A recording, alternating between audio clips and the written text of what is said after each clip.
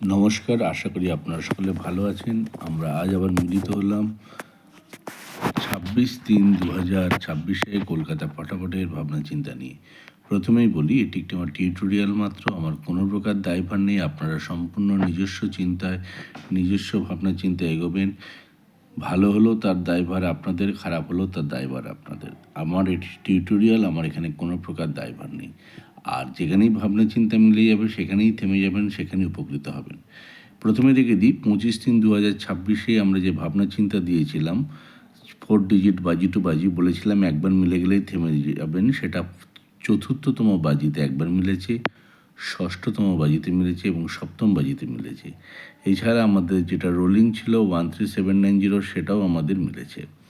এবং বলেছিলাম প্রথম 4 বাজির মধ্যেই রোলিংটা আপনাদের মিলে যাবে, সেইভাবেই মিলেছে। আশা করা যায় আজকেও 26 দিনেও আমরা একইভাবে সুফল পাবো।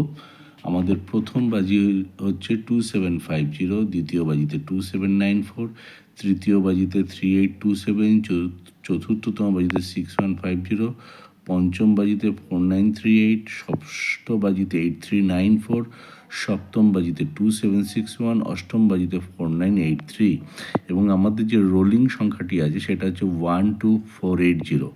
আশা রাখি উভয় জিনিসই 4 বাজির মধ্যে মিলবে এবং সারাদিনে একের অধিকবার প্রত্যেকটাই বাজি টু বাজি এবং রোলিং দুটোই মিলবে। তবু আমার ব্যক্তিগত চিন্তা ভাবনা যে যেটাই খেলুন, যেদিকেই ঝুঁকি নিন, নিজস্ব পুঁজি অনুযায়ী একবার মিলে গেলেই থেমে যাবেন, তাতে আমার মনে হয় বেশি উপকৃত হবেন।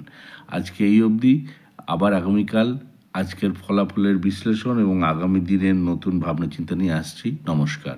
আর আরেকটা কথা বলি, যদি আপনারা উপকৃত হন অবশ্যই লাইক করবেন, শেয়ার করবেন, সাবস্ক্রাইব করবেন। ধন্যবাদ। আবার পরের দিন দেখা হবে। সবাই ভালো থাকবেন, সুস্থ থাকবেন, সাবধানে থাকবেন। নমস্কার।